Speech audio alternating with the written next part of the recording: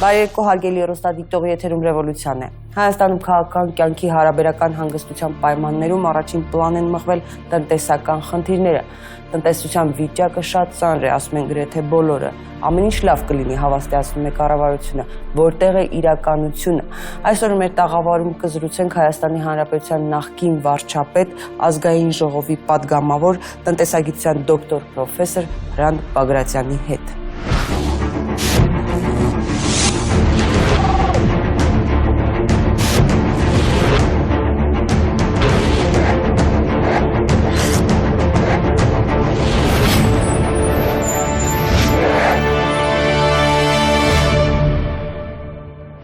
Հրանտ Բագրատյան ծնվել է 1958 թվականին Երևանում, 1979 թվականին ավարտել է Երևանի Ժողովրդական տնտեսության ինստիտուտի ճյուղային էկոնոմիկայի ֆակուլտետը, տնտեսագիտության և փիլիսոփայության դոկտոր պրոֆեսոր է։ 1979-ից 81 թվականներին ծառայել է խորհրդային բանակում, 1981-ից 82 թվականներին աշխատել է Քիմռեակտիվի տնօրենի տեղակալ, 1983-ից 85 թվականներին եղել է Գիտությունների ազգային ակադեմիայի տնտեսագիտության ինստիտուտի ասպիրանտ, 1986-ից 90 թվականներին գիտաշխատող, բաժնի վարիչ, 1990-ից 93 թվականներին Հայաստանի Հանրապետության կառավարության նախագահի առաջին տեղակալ, էկոնոմիկայի նախարար, 1991 թվականի սեպտեմբերից 1991 թվականի նոյեմբեր ամիսներին եղել է Հայաստանի Հանրապետության կառավարության նախագահի պաշտոնակատար, 1993-ից 96 թվականներին զբաղեցրել է Հայաստանի Հանրապետության վարչապետի պաշտոնը, 1996-ից 97 թվականներին Արժույթի միջազգային հիմնադրամում խորհրդական, 1998-ից 2006 թվականներին եղել է Երևանի կոնյակի գործարանի փոխնախագահը և մարդկային ռեսուրսների և խաղողի գնումների գծով տնօրենը, 2007 թվականից դասավանդում է ռուս-հայկական սլավոնական համալսարանում, 2008-ից 10 թվականներին եղել է Կիևի միջազգային հարաբերությունների համալսարանի, 2010-ից 12 թվականներին Կիևի բանկային գործի համալսարանի դասախոս, Ռուսաստանի հումանիտար ակադեմիայի ակադեմիկոս է, 1995 թվականին Ամերիկյան կենսագրական ինստիտուտի կողմից ճանաչվել է տարվա մարդ, 1998 թվականին ՄԱԿ-ի և Քեմբրիջի կենսագրական կենտրոնի կողմից ճանաչվել է հազարամյակի մարդ, 61 գիտական հոդվածների և 9 մենագրությունների հեղինակ է, 2012 թվականի մայիսի 6-ին ազգային ժողովի պատգամավոր է ընտրվել համամասնական ընտրակարգով, Հայ ազգային կոնգրես կուսակցությունների դաշինքից, Ազատություն կուսակցության նախագահն է, ամուսնացած է, ունի 2 զավակ։ Բարեկո պարոն Բագրատյան, շնորհակալ եմ կրկին մեզ հյուրընկալվելու համար։ Պարոն Բագրատյան, որտեղ է իրականությունը։ Հայաստանի տնտեսությունը բախվել է միանգամից մի շարք պրոբլեմների հետ։ Պրոբլեմներից մեկը, որը մենք պետք է հասկանանք, ոչ միայն մենք, այլև Ռուսաստանը, Բելարուսը, Ղազախստանը ինչի համար է ստեղծված ԵՏՄ-ն։ Եթե հիշում եք, ընդամենը 11 հոգի կողմ քվեարկեցին ԵՏՄ-ին Հայաստանում, այսպես ասեմ, ընդամենը 11 հոգու պարզ չէր, ուր են գնում։ Տնտեսագետներ կային, որոնք մաթեմատիկորեն ապացուցել են, թե ինչքան որ կաչենք, պլյուս 3% էլ կաչենք։ Առևտուրը առաջի 2 ամսում ընկավ 80 անգամ։ Իհարկե հիմա հենց հիմա կառավարությունը փորձում է ինչ-որ բաներ անել։ Բայց կարելի է անել մի տարի առաջ, կարելի է անել 2 տարի առաջ։ 2 տարի առաջ է ասվել, ես կարող եմ ձեզ ցույց տալ, թե ինչպես է դեռ վարչապետը նախկիններ, թե լավ, հիմա որ որոշեցիք 13 թվականի սեպտեմբերի 3-ից հետո գնել ԵՏՄ, նախապատրաստեք բիզնես ամույթը դրան։ Պարոն Բագրատյան, անցած շաբաթ կառավարության որոշմամբ 10 միլիարդ դրամ հատկացվեց գյուղատնտեսական վարկերի սուբսիդավորմանը, ինչը գյուղացիական տնտեսություններին հնարավորություն կտա որոշակիորեն էժան վարկային միջոցներ ստանալ։ Ձեր կարծիքով սա որոշակիորեն կարող է մեղմել նաև, այսինքն գյուղատնտեսական ոլորտում ստեղծված անվտանգ վիճակը։ Չէ։ Ինչու։ Ես կառավարությանն ասել եմ, գիտեք իմ կարծիքը, սա մակրոտնտեսական առումով ճիշտ որոշում չէ, սխալ որոշում է։ 10 միլիարդ, որ դուք տալիս եք սուբսիդավորողն է, շահում է բանկը։ Իջեցնում եք բանկի ռիսկը, շահույթը ձևավորվում է բանկի մոտ։ Գյուղացի մոտ շահույթ չի ձևավորվում։ Գյուղացի մոտ դուք կարող եք մի փոքր իջեցնեք ծախսերը, բայց գյուղատնտեսությունը քանի որ վնասաբեր է, միևնույն ինքը շահույթ չի ստանում։ Հիմա, այսինքն սենց ասենք, 10 միլիարդից ես կգնայի թե 8 միլիարդը կմնա բանկերին, 2 միլիարդը գյուղացիներին կլի օգնություն, որը կփոքրացնի 2 միլիարդով իրենց վնասները։ Իսկ եթե մենք 10 միլիարդի երաշխավորված գնումներ կատարենք, հասկանում եք։ Այսինքն մեզ պետք է չի առնել։ Եթե մենք գալիս ենք գյուղացուն, ասում ենք, գիտեք ինչ կա, եթե դուք ծորեն վաճառեք այս տարի, ու բերեք թուղթը համապատասխան ձևով, ու այս համակարգը ստեղծենք, միշտ առաջարկում եմ 120 դրամով ծորեն եք վաճառում շուկայում, ամեն մի վաճառած կիլոգրամի դիմաց կգա 20 դրամ պետությունից սուբսիդիա կստանաք։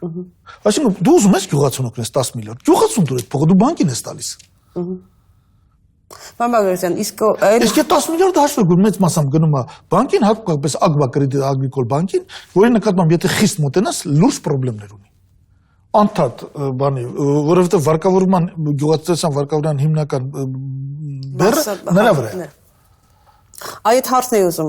օրինակ որոշ տնտեսագետներ, այսպես մասնավոր զրույցներում նույնիսկ ասում են, որ ճիշտ կլինի ինչ-որ համաներման պես մի բան անել, որտեղ գյուղացիները, որ այդ վարկերի տակ են, հա, ինչ լուծում կարելի է տալ, որտեղ այդ տնտեսագիտության մեջ կան ոլորտներ, որ ես չեմ ուզում նոր բան իմանալ։ Այն ինչ որ գիտեմ։ Ես չեմ ուզում լսել, այդպիսի մտքեր չեմ ուզում լսել, նույնիսկ եթե հրավիրեն քննարկման չեմ գնում։ Լավ, այդ լուծումը ինչպես տալ, գյուղացիները գիտեք, այսինքն հիմնականում, ինչպես դուք էլ նշեցիք, միակ ձևը, որ պետությունը այդ սուբսիդիաները, ինչպես նաև պարտանյութերի էժան,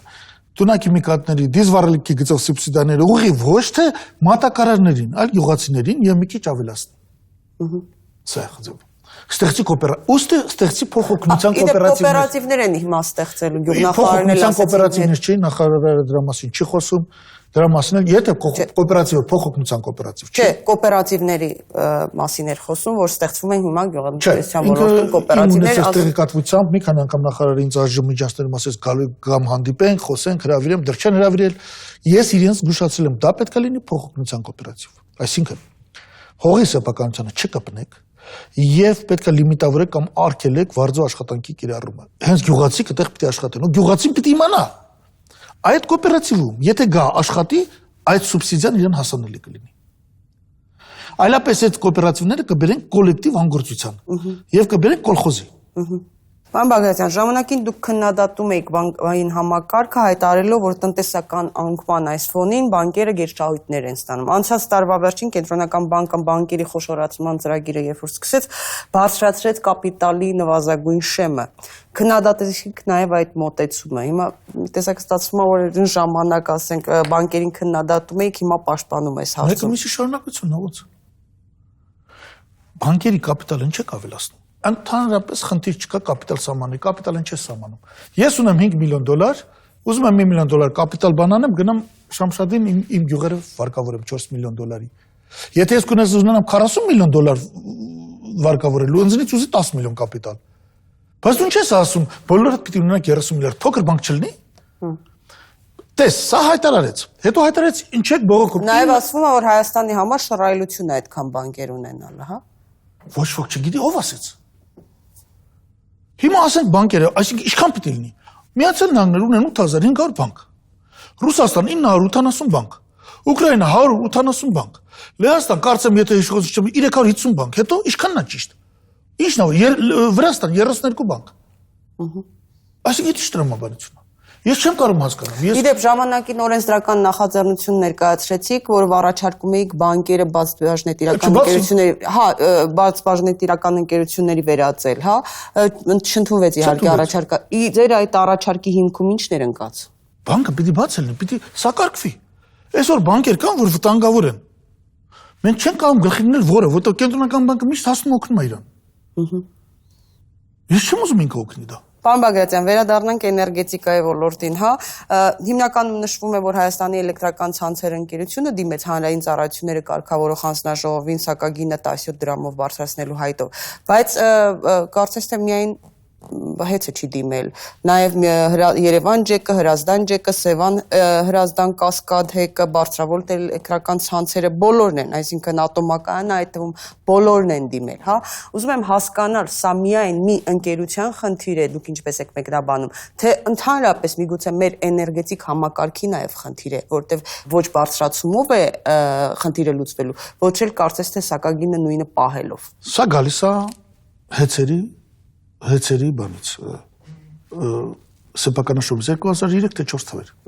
Ես իրավունք ունեմ այս մասին ավելի մասնագիտորեն խոսելու, որպես տնտեսագետ էներգետիկ, որովհետեւ ես միակն եմ երևի, որ 96-97-ին աշխատել եմ խորհրդական արժույթի միջազգային հիմնադրամում, մենք այդպես շատ այդպես բարձր պաշտոնի հայ պաշտոնյա տեղ չենք ունեցել։ Եվ այսօր հիմնադրամի կայքում կախված է էներգետիկ ռեֆորմները Ռուսաստանում եւ Ուկրաինայում սամարի 26 էջանոց կարելի է գտել Բագրատյան, հա, եւ գիրքը։ Հսկա գիրքը։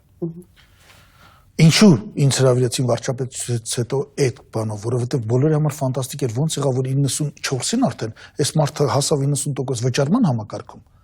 Ինչի այն ժամանակ պարտքերը չվերացրեց ինքը 94-ից 95-ից արդեն Հայաստանը 24 ժամ լույս էր ստանում։ Եվ այն ժամանակ, երբ որ ինձ այստեղ դատում էին իբր թե գործ էին հարցը, մազութի գործ կա, հետո դերեղուց ու խնդրին, ասին էր սա բլեֆ է, ինձ դատում էին, աշխարհը ինձ հրավիրել էր, որ Ռուսաստանի ու Ուկրաինայի համար առաջարկեմ մեր ռեֆորմների փաթեթը։ Եւ հանկարծ 2002-ում մենք ռուսական ընկերությունից սկսում ենք վաճառել մեր էներգետիկ համակարգը։ Առաջին ցանցերը մեզ մոտ մի քանիսն էին, վաճառվում է մի ընկերություն, դա չէր կարելի անել։ Այսինքն որպեսզի մրցակցությունը որպեսզի ծախսերը համատես։ Այսօր քանի որ մի ընկերություն է, հետո ես եմ նախաձեռնել ստեղծել հանձնաժողով գների կարգավորում 96-ին, 97-ին ստեղծվեց։ Բայց հանձնաժողովի իմաստն ունի, եթե գոյություն ունի էներգետիկ շուկա, ամեն երեկո կա էներգետիկ խարտիա շուկա, շուկայի մասնակիցներն հավաքում են, էլեկտրոէներգիա վաճառողներն ու գնորդները։ Բայց քանի որ մի հատ գնորդ ունենք, մի հատ վաճառող ունենք, հանձնաժողովն անիմաստ է դառնում։ Հանձնաժողովը մասնակիցներն առումով կաղում է։ Հանձնաժողովը ստիպված ինչ քին ընդունեն, առաջարկեն ընդունումը։ Հիմա նրանք ուզում են 58, հանձնաժողովը վաղը կարող ասի տալիս եմ 48, 10 մնաց, այս 11-ը մյուս տարի բերելու են արդեն ուզեն 78։ 58-ն էլ ուզի, մյուս տարի բերելու են 68։ Համակարգային խնդիր կա, այստեղ միայն հիմա բանով չի։ Այսինքն մրցակցություն չկա։ Հիմա երբ որ ցանցը վաճառես Midland Resource-ին, լեզուներից գծինք, բայց երբ որ նույն համակարգը նույն Քոչարյանի իշխանության ժամանակ մի տարի հետո 25-ով վաճառեցին Midland Resource-ը, Midland Resource-ը 25-ով վաճառեց 80 միլիոնով իտերային, ես զարմացա։ Զարմացա այդ ոնց եղավ, որ 55 միլիոն ավել կարելի ծախել, միանգամից ավել ծախեիք։ Եվ երկրորդը ինչ չեք վաճառում իտերային, դա ռուսական պետական կառուցմակերպություն է։ Ոնց կարելի է մեր մասնավոր ռեֆորմ արած համակարգը, որի հեղինակներից մեկը վարչապետը հանձնարարություն ստացել նույն Ռուսաստանին օգնի այդ ռեֆորմները գրի։ Դնում եք հետ եք խաղարկում։ Հիմա ինչ է պետք անել, պարոն Բագրատյան, խնդիրը ունի այս կետը, կառուցվածքային խնդիր է։ Չի կարող ռուսական պետական ընկերությունը, որը շահագրգռված չէ ծախսերը իջեցնելու մեջ, աշխատի։ Եվ Գազպրոմ Արմենիան, եւ էլեկտրոցանցերը հեծերը պետական են։ Դրանց մենեջերները բացի սեփական աշխատավարձից տասնապատիկ փողեր են վերցրել։ Խոսքս մասնավորապես այս հեծերի հենց առաջի ղեկավարին է վերաբերում։ Այսօրվա ղեկավարին նրանք շատ գրկվածություն չունեն։ Խոսքս վերաբերում է Գազպրոմ Արմենիայի կամ Ռուսգազարդի նախկին տնօրեն։ Տասնյակ միլիոններ։ Այսինքն այս մարդը ինչի պիտի շահագրգռվածությունը ծախսերի չստի։ Ում հետ համեմատի։ Երկրորդը, այս պայմաններում անիմաստ է պահել հանձնաժողովը։ Հիմա պատկերացրեք դուք, հասարակ բառ ասեմ, 38%-ով, ասենք եկել է ցանցերը, մենք շատ մեծակի ժողովուրդ ենք, 38%-ով հոսանքը բարձրացնում ենք։ Մեր տնտեսական աճը 4% է, չէ՞, այդել որ լինի թե չէ։ Նշանակում է միշտ ճյուղերը պիտի 34% պակասեն։ Հիմա ինչ է պետք անել։ Հիմա ինչ է Հիմա պետք առաջինը անել։ կարող ենք կառուցվածքային փոփոխության ենթարկել, կարող ենք դա փոխել Էներգետիկ համակարգը մասնավոր ընկերությամբ կամ ռուսներին խնդրել բաժնետիրացրեք ձեր ձեռնարկությունը։ Եթե ռուսները չեն վաճառում ոչ Գազպրոմ Արմենիան, ոչ հեծերը, մենք պիտի ասենք գոնե բաց բաժնետիրական ընկերություններ սարքեք, այս վիճակը։ Երկրորդը կարող ենք առաջարկել ռուսներին, եթե չեն ուզում վաճառել էներգետիկ համակարգը, կարող ենք առաջարկել ռուսներին, կարելի է որ դուք հեծերը կիսեք 2-3 ընկերության։ Ձեր մասշտաբով, այո, սա փոքր է, բայց մեր մասշտաբով մրցակցությունն է։ Ոնց որ կապի ոնց որ ոլորտում Բագրատյանն արել, երրորդ դեմքով անում բանը շատ տգեղ բան է, ոնց որ Բագրատյանը 90-ականներին արել ու ձեզանից ավելի ցածր տարիֆ է ստացել ու ավելի էֆեկտիվ համակարգ։ Երրորդ, մենք պիտի նաև իրանց ասենք հետևյալը. ինչ ենք անում նոր էներգետիկ աղբյուրների հետ։ Ամենավտանգորեն ինձ նույնիսկ չի հուզում այսօրվա տարիֆը, որովհետև մենք 13 թվականի դեկտեմբերի 2-ի պայմանագրով երաշխավորել ենք այսքան ծավալի գնումներ։ Եվ որ դեկտեմբերի 2-ի պայմանագիր կնքվեց, ամբիոնից գոռում էի, իսկ եթե տնտեսությունը սկսի իջնել, էլեկտրաէներգիայի ու գազի սպառումը պակասել, ինչ է կանում։ Ուզում եմ ասեմ կամ պատճառն է, չի նախատեսված այս պայմանագիրը։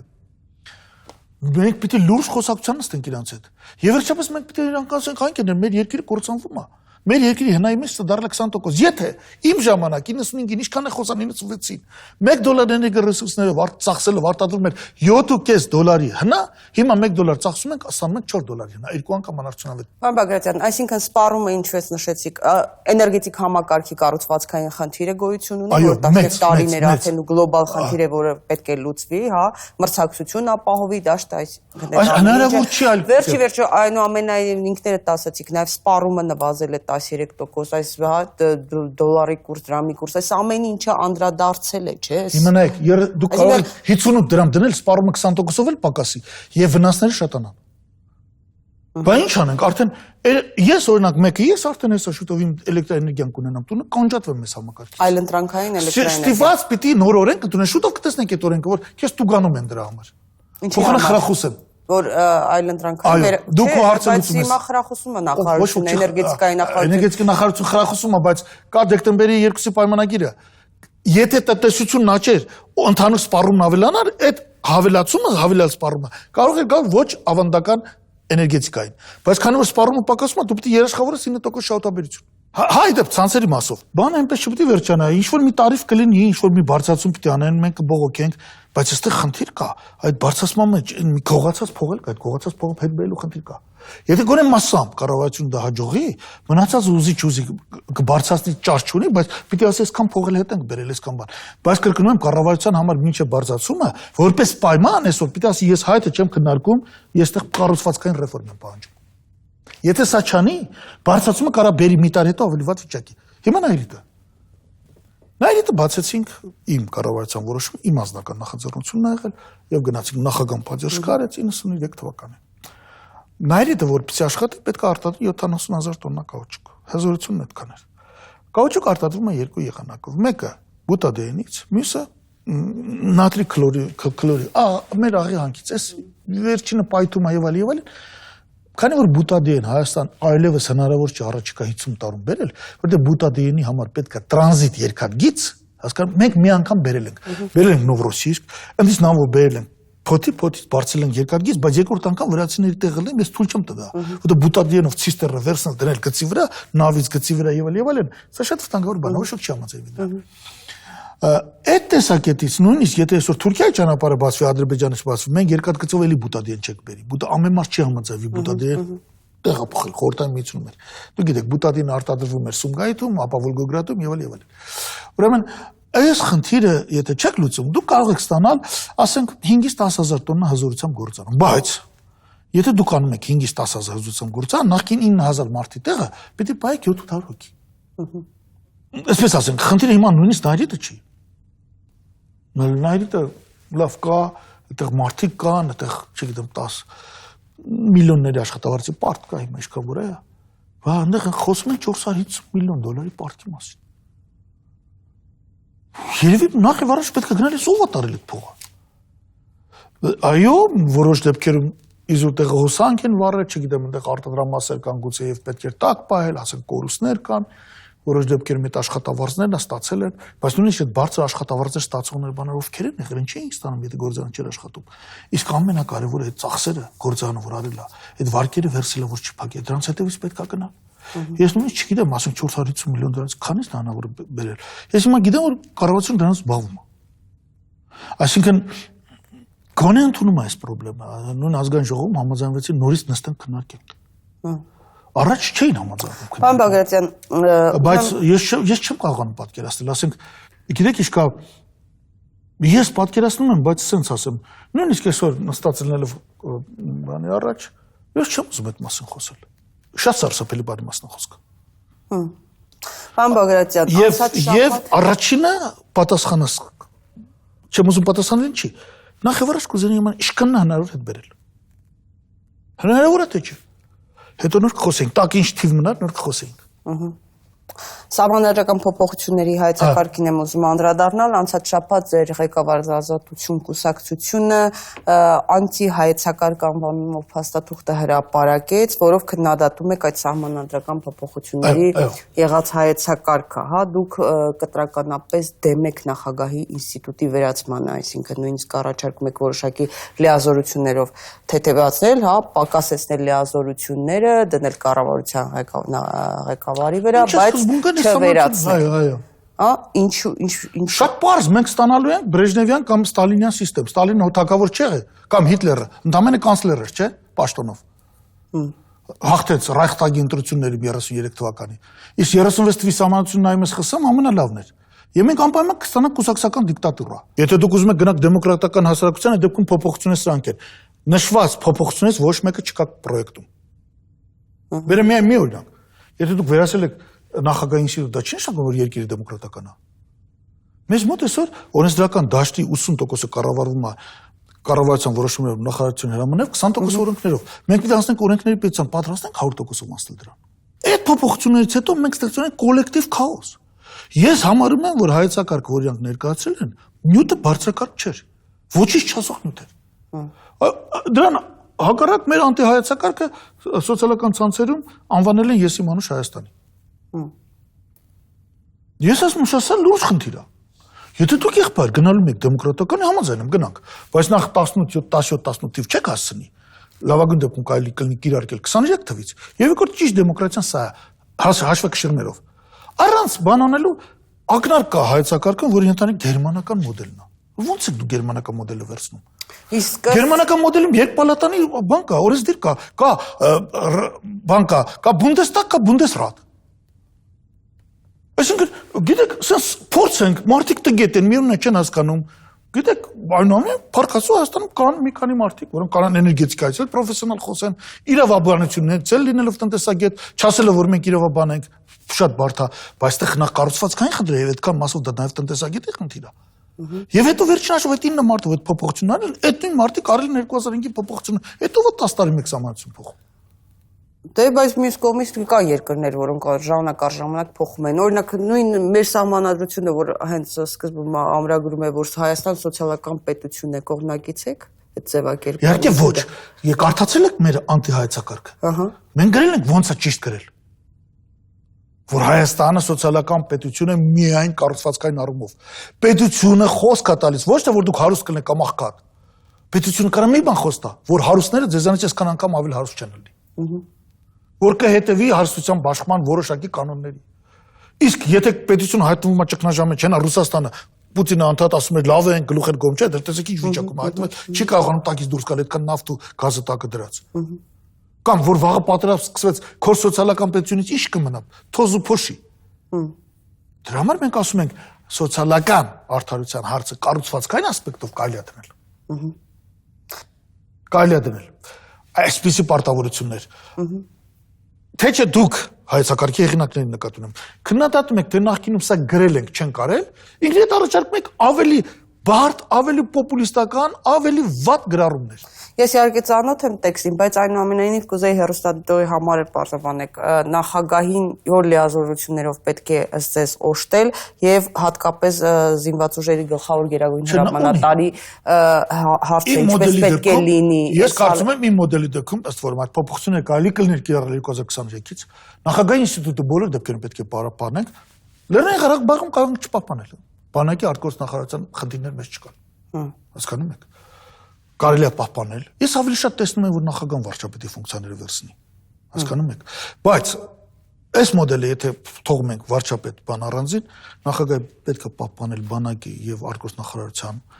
այդ մասով օրենսդրությունը, օրենքները նախագահան իհարկե պետք է բանանի,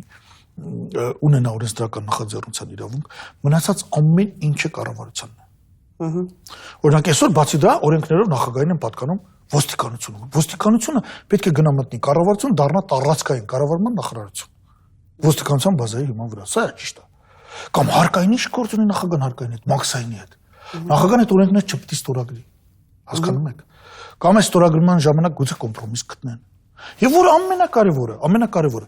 այսօր կառավարությունը օրենքները բերում 95%։ Իմ ասած մոդել դեպքում այնտեղ ինքը մեծամասնություն է, թող այդ մեծամասնությունը։ Բայց դուք կողմնակից եք 100%-անոց համամասնական միանշանակ։ Եթե չենք անում խափում ենք, որովհետև եթե տեսեք շատ հետաքրքիր մոմենտ կա։ 2098, 2003, 2008, 2013-ի նախագահություն ընտրական ժամանակ եղել է ճիշտ առճակատում, եւ դա լավ է եղել։ Շատ հաճախ ասում են, օրինակ 2003 թվականին իրադարձություն եղավ, 2008-ին իհարկե եղավ մարտի 1-ը, որը պարզապես քրեական տարեև մինչև պետք է իսկապես հետազոտելու պատժել դրանց, բայց այնուամենայնիվ նախագահական ընտրությունը ցույց են տալի, որ տեսեք հասարակացի առճակատում կա։ Եվ դա լավ հասարակությունը գոնե այդտեղ արտահայտում էր։ Պարլամենտական ընտրությունը մենք չունենք այդպես առճակատում։ Եվ հիմնականը որ կան համամասնականին զուգահեռ մեծամասնական տարածքներ, իսկ մեծամասնական ժամանակ դու բաժանում ես ամբողջ ընտրազանգվածը եւ հատա ջարդում ես իրանց։ Այդ կամքը եւ դա շատ կարեւոր է որ համամասնական։ Բայց պարոն Բագրատյան, ասենք մարդը չի ուզում որևէ կուսակցության կամ որևէ ցանկում լինի։ Ճար չունենք։ Ոնց ճար չունենք։ Ասենք հիմա օրինակ որևէ պարլամենտում եղած, դրսում եղած որևէ քաղաքացի չի ուզում միանալ։ Եթե նայենք աշխարհի փորձը, ինչ պիտի չառաջադրվի։ Կամ համամասնականն է շատ, կամ էլ համամասնականը, բայց բանով ադամանդենտի օկրուգներով, հասկանում եք, էլի համամասնականով։ Մենք, բայց այդ դեպքում, եթե դուք մեծամասնականը պահում եք, նախագահ ինստիտուտը պահեք։ Որտեղ հակառակը չի ուզում, հիմա չի տեսնում։ Դու դեռ կարող եմ ասել, եթե ուզում եք մեծամասնական այդ պահպանեք, ուրեմն նախագահ ինստիտուտ պահպանեք։ Հավասարակշռություն պիտի լինի։ Հայեցակարգը ելնում է նրանից ասում է բերում է կոնֆլիկտի, դեռ կոնֆլիկտի չենք եկել, ընդհակառակը լուծել ենք։ Ասում է այս համակարգը բերում է կոնֆլիկտի։ Հələ պատկերացեք, ասում է նախագահան ակուսակցությունից լինի, ազգային ժողովի մեծամասնությունը բե, ինչ վատ կլինի, ինչքան լավ կլինի։ Հələ նայեք Ամերիկան, որպես կանոն, ու շատ հաճախ ունենում ենք հանրապետական նախագահ, դեմոկրատական կոնգրես եւ հակառակ։ Եվ ընդեղի կոնգրեսն էլ կոնգրես է։ Ընդեղի Օբամա Պրեզիդենտ չի, չնայած մեզ ասում են, թե ամերիկան պրեզիդենտական է, նա միայն գործադիր աղոտ կարող անի, նա որոշումներ չի կայացնում։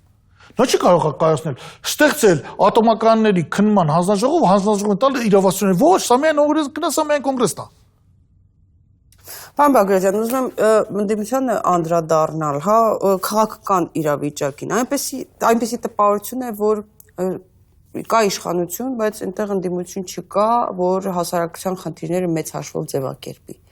Ինչ է տեղի ունենում, այս լճացումը քաղաքական դաշտում, մի քանի պատգամավորներ եք, որ խոսում եք, շնորհ ճիշտ խոստովանեմ, պարլամենտի լսումները, որ մեկ-մեկ լսում եմ հարց ու պատասխանի ժամանակ, ակնհայտ է, որ որոշները ուղղակի խաղում են կամերաների առաջ, էլի, այսինքն կամերաների համար պատրաստվում են հաջորդ ընտրությունների եւ այլն, ասում եմ, ելույթների մեծ մասը, այսինքն ոնց որ բան լինի, ուղղակի ասում եմ,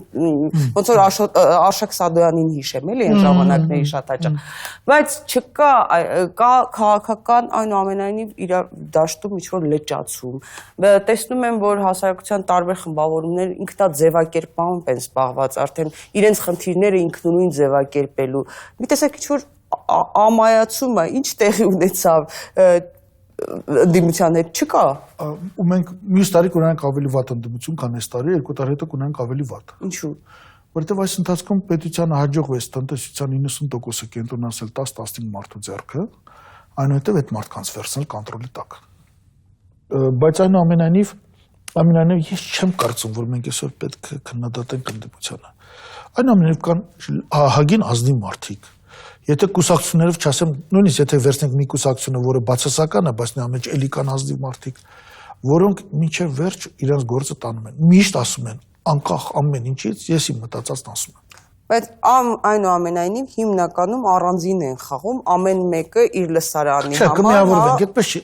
Մի քանի հիանալի փորձեր են եղել միավորվելու։ Հիանալի փորձեր, եւ դրան ցավով մի վերաբերվեք, նույն ՀԱԿ-ը միացավ, ինչ որ բան փորձեց հասնել, շատ մոտ էր, չստացվեց, հետո ցվրվեց։ Ես տարածորեն վստահ եմ, որ նոր ընդդիմություն կձևավորվի արդեն այս ընտրությունների շեմին նույնպես եւ վստահ եմ, որ իշխանությունը կփորձի իհարկե իր հերթի մի քանի ընդդիմություն ստեղծել կողմնորոշի, բնական է այդպես է ինքը պայքարում, ինքը արդեն լրացրել է դիմության խնդիրը եւ զբաղվում է ընդդիմությունը կարգի բերելով, հասկանում եք։ Պարոն Բագրատյան, քանի որ հաղորդումը արդեն ավարտվում է, մի հարց էլ, այսքան խոսեցինք վատ է, իսկ որևէ լավ բան չկա, որ հասկանում եք ուզում եմ որպես տնտեսագետի հարց։ Չէ, շատ լավ բաներ կա։ Այդ մենք արդեն սկսում ենք հասկանալ խնդիրները։ Տեսեք, ես եկել եմ այս հերթապետության բացատրում եմ։ Խնդիրները սկսել ենք հասկանալ։ Իշխանությունը ինքը սկսել Հիմա է մենք կռիվ ունենք տալու, խոսել չէ, իշխանությունը չէ, ուզի խոսա։ Մի մտածեք, թե իշխանությունը նախաձեռնի սահմանադրական փոփոխություններ։ Ինքը փորձում է խուսափել նախաձեռնելով դա ապագա ռևոլյուցիոն զարգացումներից։ Չկրկնվի դա, վախենում է դրանից։ Կա եւ ժողովուրդը ուզում եմ ձեզ էլ ասել, ժողովուրդին էլ էլի շանս կա, որ մի օր նորից ձեզանից է կախված լինելու։ Այսինքն այսքան ասում եք չկա, մի օր նորից գալու ասելու է կա ան, կա բն։ Բն ճանապարհը դեպի փոփոխություններ, ան չէ, կամ էլ բն այնքան հզորով, որ կային կարա այն ենթարկեցնի տանի փոփոխության։ Այո, եւ ասենք որոշ իշխանությունը անհանգստանալու բան ունի ընդդիմության տեսանկյունից շատ, օրինակ այսօր իշխանությունը ինքն է թաղվել էներգետիկայի նայրիտի գործերում օրինակ։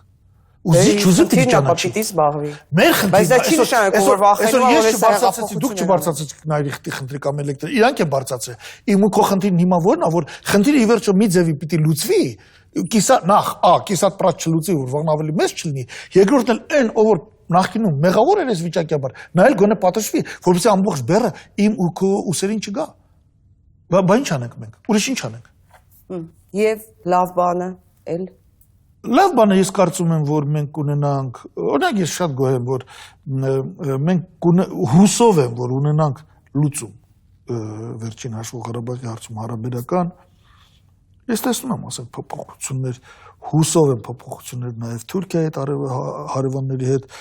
եւ սրանք նույնպես այս վիճակների առկայությունը սրում է ներքաղաքական ինստիտուտների անկայուն է դարձում, քաղաքական ինստիտուտների երկրորդական պլան է մղում։ Եվ երբ որ մենք սկսենք նորմալ արժևորել քաղաքական գործիչներին, քաղաքական ինստիտուտներին, նույնպես իհարկե առաջերտի խոսքս ուղղելով քաղաքական գործիչներին, որ այս բոլորը չի նշանակում, որ դու կարող ես ձեզ այսպես վալյաժնի պահել, ապա ես կարծում եմ, որ վերջում բաներ կլինեն։ Տարածորեն վստահ եմ, հաջողություններ կլինեն, տարածորեն վստահ եմ, որ մենք կանցնենք դժբախտաբար կուզենա էվոլյուցիոն լիներ, մենք կանցնենք ռևոլյուցիոն բացասական փոփոխությունների որոշակի փուլ։ Եվ փուլը ինչպես կհաղթահարենք։ Ես փորձել եմ հաղթահարել, քանի կա մեջն էս ուժ էներգիա, ես փորձել եմ, ես նույնիսկ այս պայմաններում չի ուզենա այս լիներ։ Եթե հիշում եք ցանցերը 2004 թվականին ասում էի, ախր դա պրիվատիզացիա չի, դա վաճառք չի, դուք վաճառում եք այլ պետությանը։ Դա նացիոնալիզացիա ինչ է կանում, նույն ասել եմ դեպի երբ որ օտեին վաճառեցին Արմենտելը։ Հիմա թանկ եղավ, հետո եկավ Բիլայնը, կորցրինք $500 միլիոն։ Դե մեզ մի բան էլ ստեղ կլինի։ Դժբախտաբար ավելի լավ է լսեն, քան թե չեն լսում։ Հիմա որ լսող չկա, պիտի այնպես անենք, որ ստիպենք որ լսեն։ Դե երբեմն նաև ասում են պետք է նենց ասել, որ զնան անել, չէ՞, ասելուց էլ։ Սա կարող եմ ասել, ուրիշ բան։ Շնորհակալ եմ պարոն Բագրատյան, հետաքրքիր զրույցի համար, հարգելի հեռուստադիտող, այսօր այսքանը, կհանդիպենք հաջորդ կիրակի, բարի գիշեր։